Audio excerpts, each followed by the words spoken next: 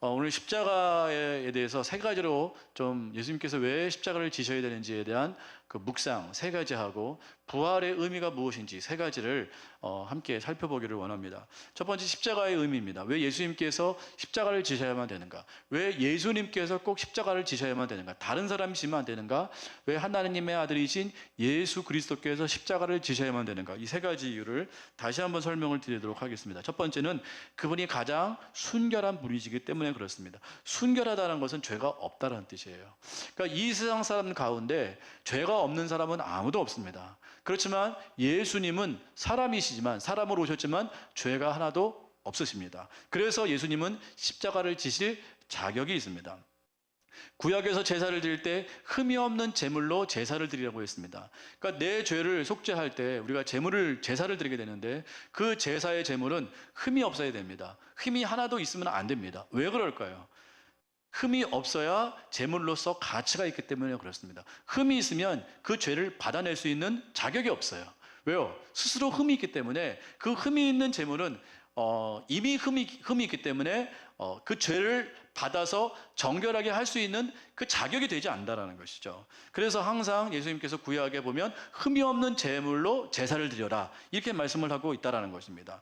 그래서 예수 그리스도는 우리의 영원한 제물이 되시는 분이시기 때문에 그분도 당연히 죄가 하나도 없어야 됩니다. 그분은 점도 없고 흠도 없고 아무 잘못도 없고 실수도 없는 완벽한 무결의 제물이었다라는 것이죠. 그래서 우리의 죄를 속죄할 수 있다라는 것입니다. 그래서 반드시 하나님의 아들이신 예수 그리스도만이 우리의 죄를 속죄할 수 있다. 그러한 제물이 될 자격이 되신다라는 것이에요.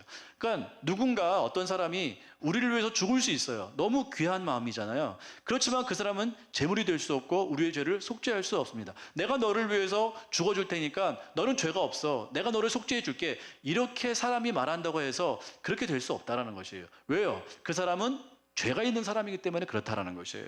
실제로 제가 옛날에 뉴스를 봤는데 꽤 오래됐어요. 중학교 때쯤 되는데 전에 한번 말씀드렸을 거예요. 실제로 어떤 사람들이 어떤 그 석장에서 돌 캐는 그러한 석장에서 어떻게 죽었는지 모르지만 스스로 십자가에 박혀 죽었어요. 정신 나간 사람이에요. 근데 지금도 미국인 것이 그 사람이 어떻게 스스로 못을 받고 죽었는지 이게 미궁이에요. 해결이 안 됐어요. 그러니까 누군가 박아줘야 되잖아요. 그러니까 이쪽 손을 자기가 박았다고 해도 이쪽 손은 어떻게 박을 거예요? 그러니까 누군가 박아서 죽은 거예요. 근데 지금도 누가 그 사람을 이렇게 십자가에 못 박았는지 몰라요. 그러한 일이 있었어요. 그 사람이 그렇게 했다고 해도 그 사람은 우리의 죄를 속죄할 수가 없어요. 그 사람은 스스로 자기가 예수라고 생각하고 그렇게 했을지 모르지만 그건 아무 의미가 없는 것이에요. 왜요? 그 사람은 예수가 아니기 때문에. 그 사람은 죄가 없는 사람이 아니기 때문에. 그 사람은 여전히 죄가 있는 사람이기 때문에 그럴 자격이 없다라는 것이에요. 오직 우리의 죄를 속죄할 수 있는 분은 죄가 하나도 없으신 예수 그리스도밖에 되지 않는다라는 것입니다. 그래서 수많은 이단인들이 출몰해요. 자기가 예수다, 내가 구세주다, 내가 전능자다. 요새 전능신이라는 그 신교가 지금 우리나라에서 아주 난리를 치고 있대요. 여러분 조심하세요. 전능신이라는 그 이단이 출몰해가지고 자기가 뭐 전능신이다, 자기가 뭐 이렇게 구세주다 이렇게 해가지고 우리나라 사람들을 많이 지금 홀리고 있다고 합니다. 그러한 혹시 이단이 있다면 여러분 빨리 물리치셔야 돼요. 어쨌든 수많은 이단들이 나와서 자기가 성령이다, 자기가 예수다, 자기가 그리스도다 말하지만 그 사람은 자격이 없어요. 왜요? 인간의 몸에서 난 인간이기 때문에, 죄 있는 인간이기 때문에 절대 그 사람은 우리를 속죄할 수 없다라는 것이죠. 그래서 예수님은 전혀 죄가 없으세요. 그래서 여자의 몸에서 나셨지만, 마리아의 몸에서 나셨지만 어떻게 나셨어요? 처녀의 몸에서 나셨습니다. 처녀의 몸. 왜 처녀의 몸에서 나셔야만 됐을까요? 그분은 인간의 씨를 받지 않았다라는 것이에요. 인간의 몸을 사용하셨지만, 여자의 자궁을 사용하셨지만 그것은 자궁만 사용하실 뿐이지 씨를 받지 않았다는 뜻이에요. 씨를 받으면 죄가 있기 때문에, 그죠? 그 씨 안에는 죄가 이미 있기 때문에 씨를 받지 아니하고 동정녀, 그러니까 처녀의 몸에서 그분은 하나님의 방법으로 잉태가 되어 우리 가운데 오셨다라는 것이에요.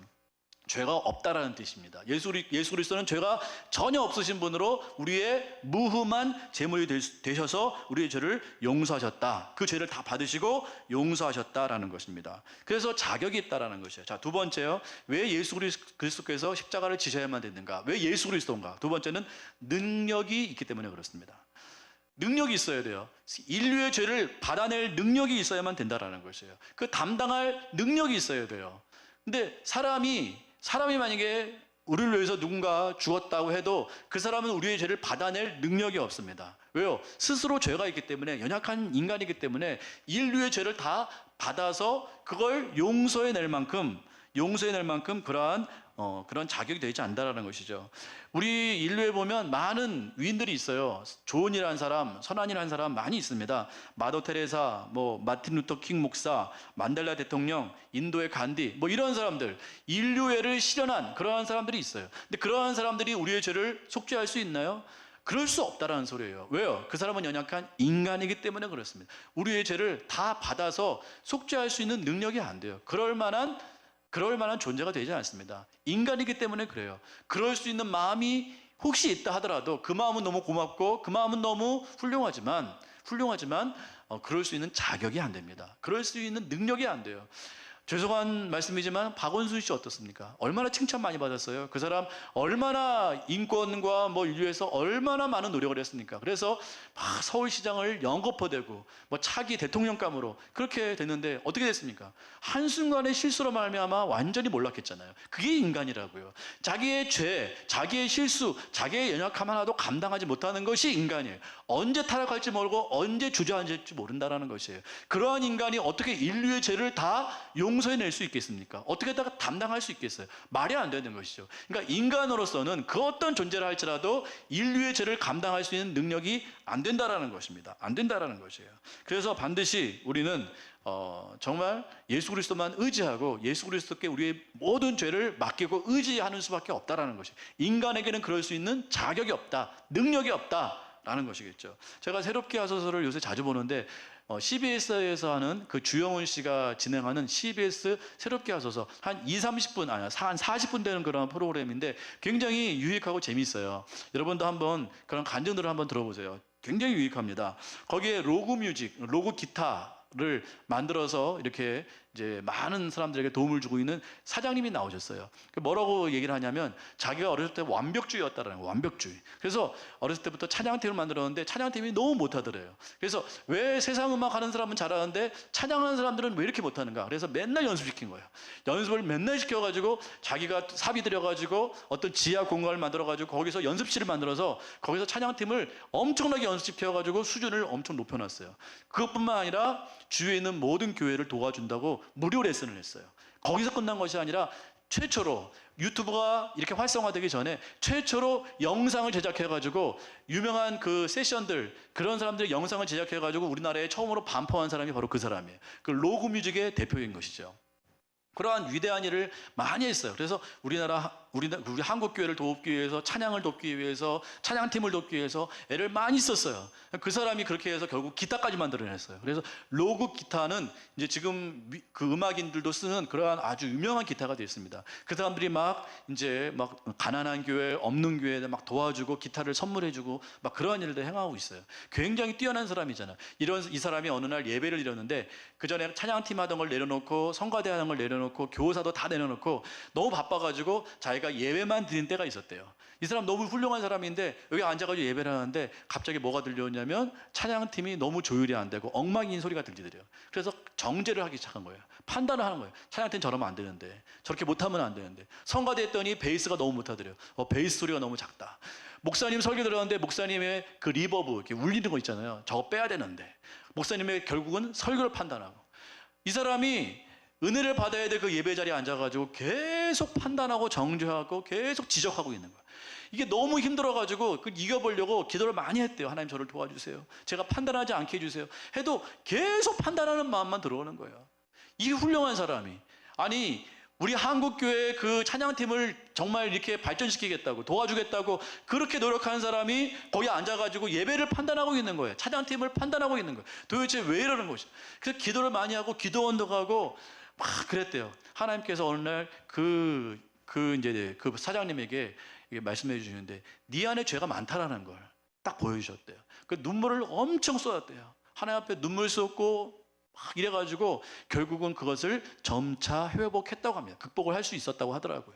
그러니까 이 분이 말한 게 뭐냐면 자기는 굉장히 신앙이 좋고 자기는 굉장히 다른 사람을 위하고 이렇기 때문에 자기는 훌륭한 사람인 줄 알았대요. 근데 그 안에 무서운 남의 판단, 비판, 정죄하는 마음이 있었고 하나님께서 그 마음을 빼지 않는 한, 그 마음을 제거하지 않는 한 너는 온전한 예배를 드릴 수 없다, 이렇게 말씀을 하셨다고 그렇게 얘기를 하더라고요. 그렇습니다. 우리는 죄인일 뿐이에요. 아무리 좋은 일을 해도 우리는 죄인일 뿐입니다. 우리는 소망이 없어요. 하나님께, 우리 예수 그리스도께 나가지 않으면 우리는 어떠한 일도 할 수 없어요. 우리 죄 하나도 감당하지 못하는 사람이 바로 우리라는 것이죠. 그래서 세상을 구원할 수 있는 유일한 그러한 능력자는 예수님밖에 없다라는 것입니다. 예수님밖에 없어요.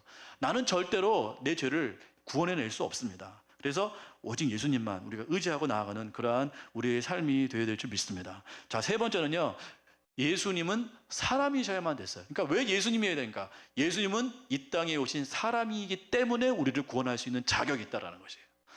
신이 하면 되잖아요. 아니, 우리의 죄 신이 한마디 하면 구원할 수 있는 거 아니에요? 우리의 죄 없게 할 수 있는 거 아니에요? 근데 그럴 수 없다는 것이에요. 왜? 하나님의 법칙이기 때문에 그렇습니다. 하나님은 정의와 공의의 하나님이시기 때문에 스스로 하신 말씀을 뒤엎을 수 없어요. 하나님의 말씀은 곧 법이고 그게 질서고 그게 정의고 공의이기 때문에 절대 그 법을 엎을 수가 없다는 것이에요. 반드시 그 죄를 말 한마디로 그것을 없게 할 수 없고 반드시 죄에 대해서 대가를 지불해야 됩니다. 그게 하나님의 법이에요. 죄에는 반드시 대가를 치러야 돼요. 형벌이 있고 심판이 있어야만 된다는 것이에요. 근데 그것을 신이 할 수 있나요?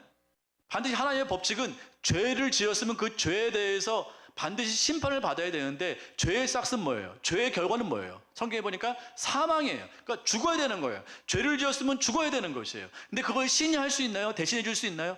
왜요? 대신해 줄 수 없어요. 왜요? 신은 죽지 않기 때문에.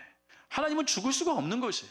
하나님은 죽을 수 없는 존재이기 때문에 하나님이 해주고 싶어도 해줄 수가 없어요. 죄를 지었으면 반드시 죽어야 되는데 형벌이 있는데 신은 그것을 받을 수가 없는 것이에요. 하나님이기 때문에 그렇습니다. 그래서 인간이 되셔야만 되는 거예요. 하나님의 아들이신 예수 그리스도께서 우리를 위해서 그 모든 죄를 다 당하시고 죽으시기 위해서 신이신 그분이 스스로 인간이 되셨다라는 것이에요. 신이신 그분이 인간이 된 그러한 존재는 이 세상에 없습니다. 그렇게 말하는 사람은 있다 할지라도 그 사람은 다 가짜죠. 그건 하나님께서 보내신 하나님의 아들이 아니기 때문에 그렇습니다. 그건 다 이단이에요. 오직 이 세상에 오신 하나님의 아들 인간은 예수 그리스도밖에 없다라는 것이에요. 그래서 예수님은 우리에게 참 구원자가 되실 수밖에 없다라는 것입니다. 예수님밖에 없어요. 예수님밖에 없다라는 것입니다. 그래서 오늘 세 가지 말씀드렸습니다. 어떻게 예수님께서 십자가를 지셔서 우리의 죄를 용서하실 수 있는가? 왜 예수님이어야 되는가? 첫 번째, 그분은 흠도 없고 점도 없는 완전한 그런 죄가 없는 분이시기 때문에. 두 번째, 능력이 있으시기 때문에. 세 번째, 신이시지만 인간이시기 때문에. 이 세 가지 이유 때문에 우리를 위해서 십자가에 달려 돌아가셔서 우리의 죄를 용서하실 수 있었다라는 것입니다. 자, 이제 왜 부활이 우리 가운데 어떤 의미가 있는가? 세 가지 말씀드리겠습니다. 부활의 참 의미. 예수님께서 이제 십자가에서 죽으셨을 뿐만 아니라 부활하셨다. 그러면 십자가에 죽으셨으면 끝 아닌가? 우리의 죄를 용서하셨으면 끝 아닌가? 왜 꼭 부활하셔야 되는가? 부활의 의미가 있다라는 것이에요. 아니요. 예수님은 십자가에서 죽으시기만 하면 되는 것이 아니고 반드시 부활하셔야만 됩니다. 그 이유가 세 가지 있어요. 부활하셨다는 것은 첫 번째, 죄가 완전히 해결되었음을 선포하는 일이기 때문에 그렇습니다.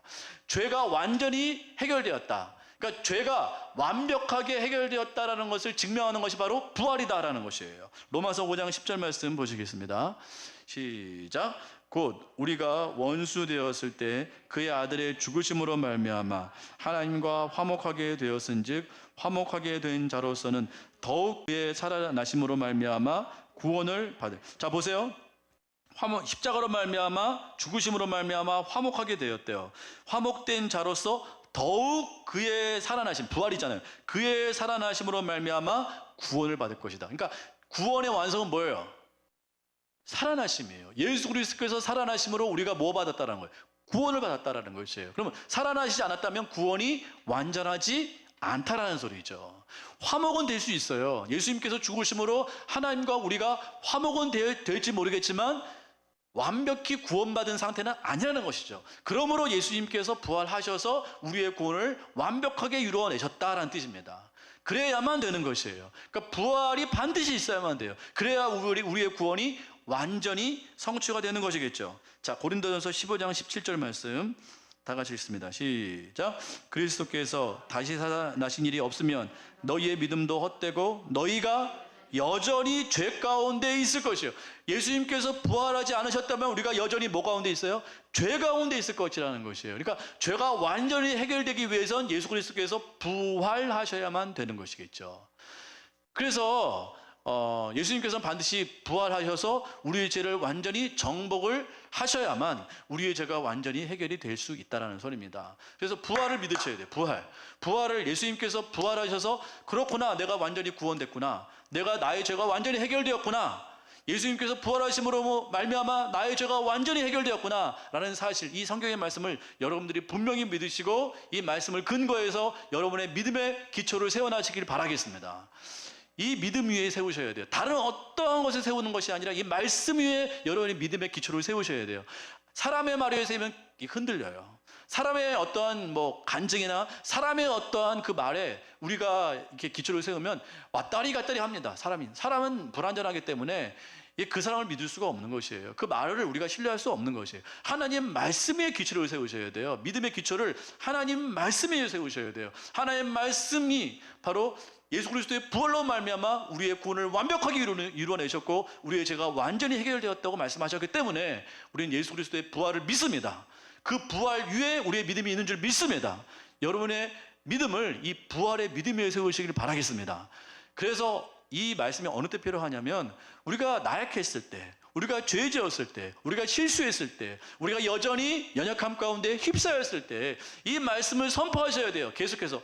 그렇지, 나는 나약하지. 그렇지만 예수 그리스도께서 날 위해 부활하셨음으로 말미암아 나는 그 부활 위에 세워진 존재이기 때문에 나는 나의 죄가 완전히 해결되었고 나는 여전히 구원받은 하나님의 자녀라고 당당히 선포할 수 있게 되는 것입니다. 사단은 계속해서 우리를 정죄할 거예요. 우리를 계속해서 지적하고 우리를 계속해서 송사할 것입니다. 너는 이래서 안 돼, 넌 저래서 안 돼, 너는 믿음은 없어, 너는 지옥 갈 거야. 계속해서 우리 가운데 그렇게 공격할 때 우리가 이 말씀을 선포하셔야 돼요. 사단의 그 강력한 공격 앞에 이 말씀을 강력하게 선포해야 되는 것입니다. 우리가 이 믿음 위에 있다는 것을 계속해서 선포하셔야만 되는 것이죠. 로마서 8장 1절과 2절입니다. 시작. 그러므로 이제 그리스도 예수 안에 있는 자에게는 결코 정죄함이 없나니 이는 그리스도 예수 안에 있는 생명의 성령의 법이 죄와 사망의 법에서 너를 해방하여. 예수 안에 있는 생명의 성령의 법이 바로 부활의 법이라는 것이에요. 왜요? 생명의 성령의 법이기 때문에. 생명은 부활 아닙니까?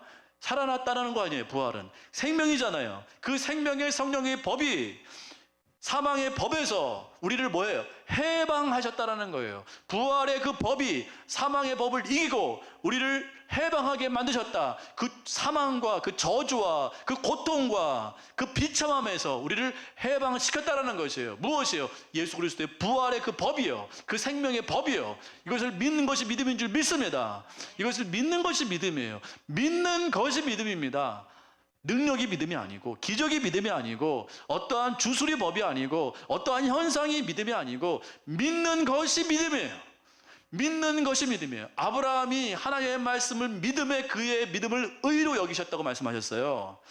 믿으셔야 됩니다. 그렇구나, 예수 그리스도께서 나를 위해 부활하셨구나, 나를 구원하기 위해서, 내 죄를 완전히 해결하기 위해서 나의 사망과 이 악함과 이 더러움과 이 저주 가운데서 나를 구원하시고자, 완벽히 구원하시고자 우리를 부활하셨구나. 이것을 우리가 믿으셔야만 되는 것이겠죠. 고린도전서 15장 14절 15절입니다. 시작. 그리스도께서 만일 다시 살아나지 못하셨으면 우리가 전파하는 것도 헛것이요 또 너희 믿음도 헛것이며 또 우리가 하나님의 거짓 증인으로 발견되리니 우리가 하나님이 그리스도를 다시 살리셨다고 증언하였습니다. 만일 죽은 자가 다시 살아나는 일이 없으면 하나님이 그리스도를 다시 살리지 아니하셨으리라. 그 쉽게 말하면 그런 거예요. 만약에 우리가 이 부활을 믿지 않으면 우리의 믿음이 다 헛것이라는 거예요. 그러니까 아무리 능력을 맛보고 기적을 체험하고 대단한 어떤 일을 해도 우리 신앙 안에 부활의 신앙이 없으면 그 믿음은 헛것이라는 거예요. 사도 바울이 지금 말하잖아요. 내가 부활이 있다고 증언했기 때문에 만일 부활이 없다면 우리가 전한 모든 믿음이 다 헛된 것이다. 그렇게 말을 하고 있다는 것이에요. 그러니까 반드시 부활의 신앙을 믿으셔야만 되는 것이겠죠. 그리고 우리가 부활이 없다면, 우리 가운데 부활이 없다면 하나님께서 예수 그리스도를 다시 살리실 일이 없다. 왜? 우리 부활이 없는데 예수 그리스도를 뭐로 다시 살리십니까? 애초에 죽이지도 않고 아무것도 안 하셨겠죠. 그러나 반드시 부활이 있을 것이기 때문에, 우리를 다시 살리실 것이기 때문에 예수님을 죽이시고 죄를 완전히 속죄하시고 다시 부활하셔서 우리의 죄를 완전히 정복하게 하시는, 구원을 완벽히 이뤄내시는 그 일을 우리 하나님께서 하셨다라고 지금 말씀하고 있다는 것이에요. 자, 그렇습니다. 그래서 첫 번째, 부활이 왜 필요한가 말씀드렸습니다.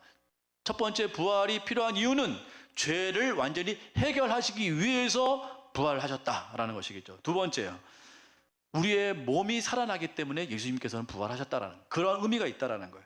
우리의 영혼뿐만 아니라 몸이 살아나기 때문에 예수 그리스도의 부활은 우리 가운데 놀라운 의미가 있다.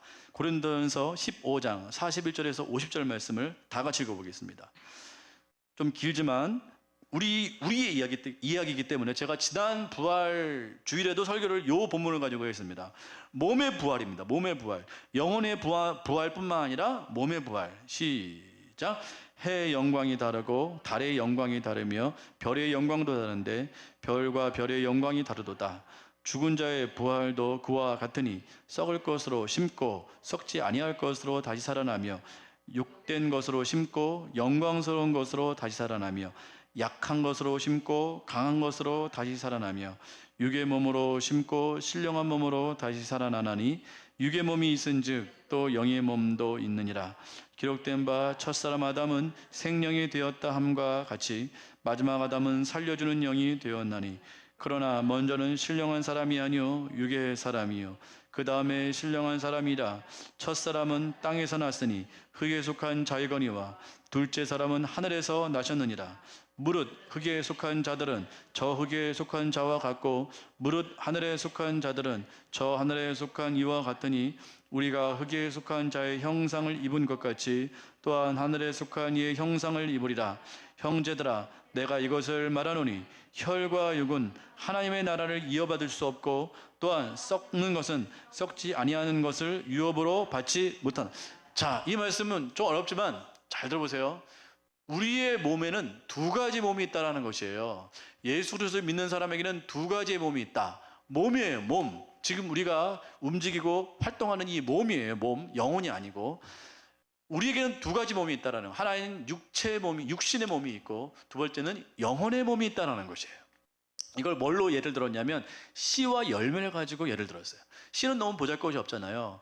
겨자씨 같은 건 말할 것도 없고 참외씨, 수박씨, 또 복숭아씨, 보잘것이 없잖아요. 그런 것들이 심어져 가지고 나중에 자라서 뭐가 되나요?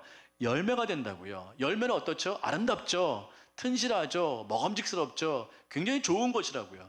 근데 이 열매는 그 근본이 뭐였어요? 원래가 씨였다고요. 씨. 그러니까 우리 안에는 육신의 몸, 그 씨와 같은 몸이 있고, 두 번째, 그 씨가 나중에 자라서 어디에가에 심겨져서 영의 몸, 열매와 같은 몸으로 변화가 되는 그러한 몸이 있다는 것이에요. 세상에는요, 오직 씨만 있고 그것이 자라지 않아요. 죽은 씨기 때문에 그렇습니다. 우리는 그러나 산 씨예요. 산 씨. 보기에는 똑같이 보여요. 근데 죽은 씨가 있고 산 씨가 있어요. 제가 요새 쌀이 조금 오래돼가지고 썩었더니 보니까는 말짱한 쌀이 있고 푸릇푸릇하게 곰팡이 든 그 씨가 있더라고요. 제가 하는 일이 뭔지 아세요? 심심할 때 그걸 이렇게 뽑아내는 거예요. 그 곰팡이 된 쌀 버리기 아까우니까 그걸 푸릇푸릇한 걸 뽑아내는 게 요새 소일거리예요. 보세요. 똑같은 모양의 쌀이지만 언뜻 보면 똑같이 보이지만 자세히 보면 파란 게 있고 멀쩡한 게 있어요. 우리 똑같다는 거예요. 딱 보기에는 똑같은 씨처럼 보여요. 예수 믿는 사람이나 예수 믿지 않은 사람이나 똑같이 씨로 보여요. 그러나 딱 심어 놓으면 죽은 씨는 안 자라요. 죽었기 때문에. 산 씨만 자랍니다. 자, 우리에는 뭐예요? 우리 육신의 몸은 산씨와 같은 그런 몸이라는 거예요. 보기에는 똑같이 보여요. 똑같이 병들어요. 똑같이 아파요. 똑같이 결국은 죽어요. 그러나 우리는 산씨이기 때문에 주어서 어떻게 되나요? 나중에 무엇으로 변화되나요?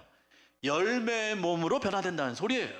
그 열매의 몸이 바로 부활의 몸이라는 소리입니다. 나중에 천국 가야 될 그 몸, 그때의 몸은 상상에 맡길게요. 어마어마한 몸이에요. 어마어마한 몸. 그러니까 지금 우리가 갖고 있는 이 몸은 아니에요. 뭐 날개가 달려있지, 뭐 하늘을 떠다닐지, 뭐 어떤 몸이 있지, 완전히. 근데 하나님께서 분명히 약속하셨어요. 영의 몸으로 반드시 부활하리라. 영의 몸으로 반드시 부활하리라. 그게 열매의 몸이에요. 세상 사람들은 똑같이 보여도 죽은 시기 때문에 열매의 몸이 되지 않아요. 그냥 비참한 시로 죽어서 지옥에 떨어질 뿐입니다. 그러나 우리는요, 믿는 사람이기 때문에, 살아있는 시기 때문에 여러분 믿으시기 바랍니다. 아멘이 전혀 안 나. 믿으셔야 돼요. 이건 여러분의 가슴 속에 아주 그냥 파고 묻으셔야 됩니다. 이게 놀라운 말씀인 거예요. 지난번에도 제가 설명드렸지만 이 놀라운 말씀을 여러분 가슴 속에 심어 놓으셔야 돼요. 강력하게 심어 놓으셔야 됩니다. 여러분의 몸은 죽을 시예요. 그러니까 지금 보기에는 세상 사람과 똑같이 보이죠. 우리가 병원 가면 얼마나 비참해요. 예수 믿는 사람이 병원 가나? 예수 믿는 사람이 병 걸리나? 예수 믿는 사람이 그 선교사님은 왜 암에 걸립니까? 왜요? 우리는 아직까지 시기 때문에 그래요. 시기 때문에. 연약한 시기 때문에. 이 성경 말씀을 자세히 보세요. 오늘 집에 가서 고린도전서 15장 말씀을 자세히 보세요. 우리가 지금 씨의 몸이기 때문에 세상 사람과 똑같이 아파요. 고통스러워요. 그러나 그것이 심겨지고 죽게 되면 나중에 열매의 몸으로 부활하게 된다는 소리예요. 이 놀라운 말씀이 여러분의 말씀 되기를 간절히 축원합니다. 이 여러분의 말씀이에요. 여러분의 말씀. 이제 기대하세요. 여러분 기대해 보세요. 여러분이 죽으셔서 정말 하나님 보좌 우편에 올라가셨을 때 도대체 어떠한 몸으로 부활하게 될지 여러분 기대 한번 해보세요. 굉장한 몸으로 부활이 이루어질 거예요.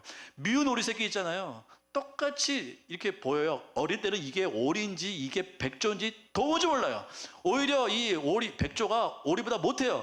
이상하게 생겼어요. 그러니까 오리들이 막 놀리잖아요. 저거 왜 저래? 왜 이렇게 못생겼어? 왜 저래? 이상해. 막 이렇게 막 놀리고 해도 결국 어떻게 됩니까? 점점 자라서 그 미운 오리 새끼가 뭐가 됐습니까? 백조가 됐잖아요. 똑같다라는 거예요. 우리가 보기에는 이상해 보이고 연약해 보이고 막 정말 똑같이 보이지만 우리는 결국은 백조가 될 그러한 몸이라는 소리입니다. 이걸 믿으셔야 된다는 것이죠. 믿으셔야 된다는 거예요. 사도 바울은 이걸 강력히 믿었어요. 강력히 믿었어요. 그래서 세 번째, 부활에 어떠한 의미가 있는가? 이 부활의 권능을 우리가 지금 경험하며 살아야 되는 것이에요. 지금 경험하며 살아야 된다는 그 부활의 이 신앙을 지금 우리가 경험하면서 살기를 간절히 소망합니다. 부활은 언젠가 오지만, 반드시 언젠가 오지만 그 날만 기다리며 사는 것이 우리의 인생이 아니고, 우리의 인생이 아니고 우리가 지금 사는 이 시대 가운데 반드시 부활의 그 신앙을 우리가 믿고 선포하고 경험하며 그렇게 살아야만 된다는 것입니다.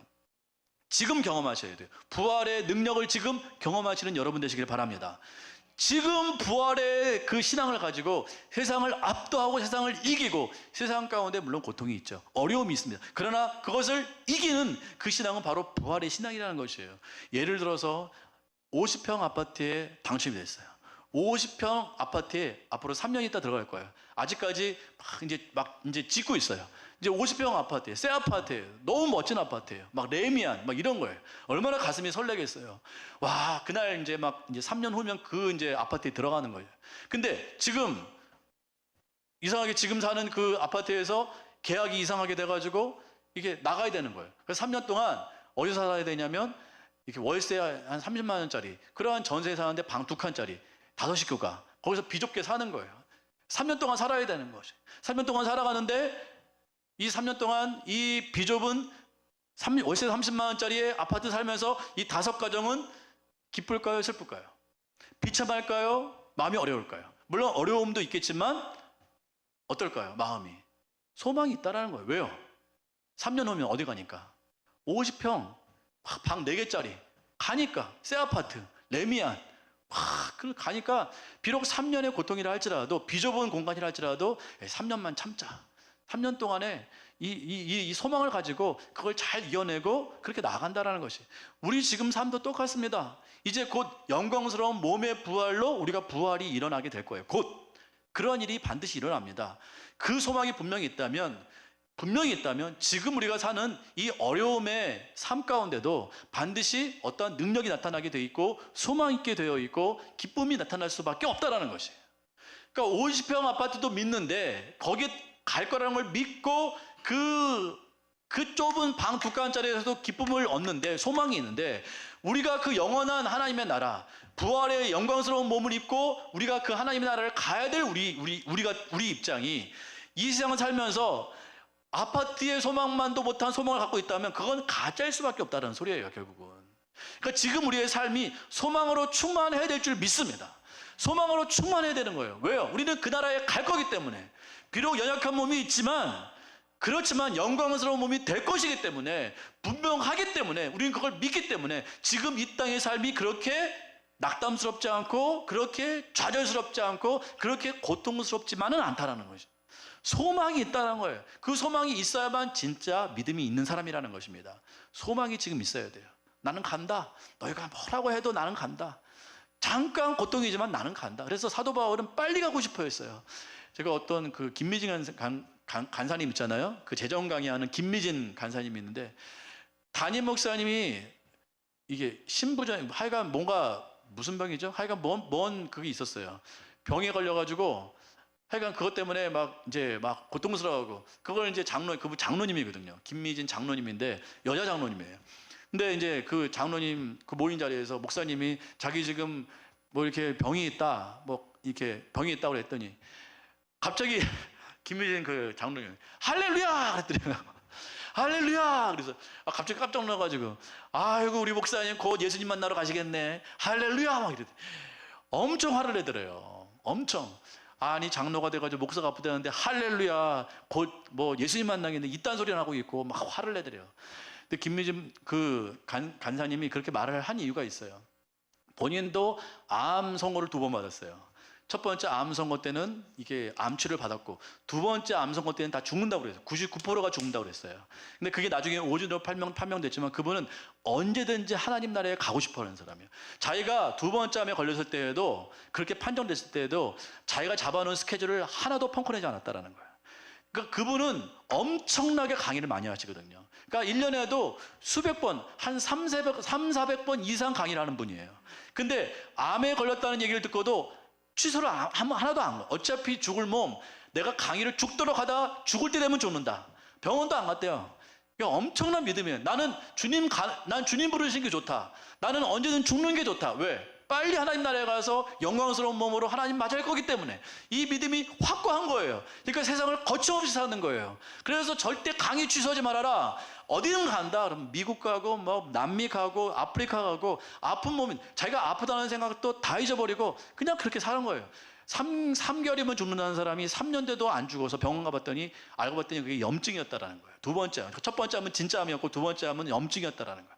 그러니까 이분은 하나님께서 나에게 사역을 더 하라고 말씀하시는구나. 이게 감사한 마음으로 계속해서 나아가는 거예요. 그러니까 거기에 대한 소망이 있으면, 하늘에 대한 소망이 있으면, 영광스러운 몸에 대한 소망이 있으면 이 땅의 삶이 거침이 없다는 소리죠. 담대하다라는 거예요.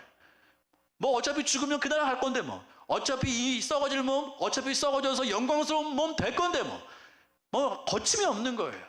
우리도 이렇게 살았으면 좋겠습니다. 우리도 영광스럽게, 우리가 어차피 썩어질 몸 아닙니까? 어차피 씨의 몸 아니에요? 어차피 죽으면 이게 썩어져서 뭐가 됩니까? 영광스러운 열매의 몸이 될 건데, 그때까지 우리가 열심히 쓰면 좋을 것 같아요. 정말 영광스럽게 우리가 쓰다가 그렇게 하나님 나라에 가면 하나님께서 얼마나 기뻐하시겠습니까? 야, 사랑하는 자녀야, 네가 그 씨의 몸을 가지고 나를 영광스럽게 사용했구나. 얼마나 칭찬하시겠습니까? 우리가 그렇게 살았으면 좋겠어요.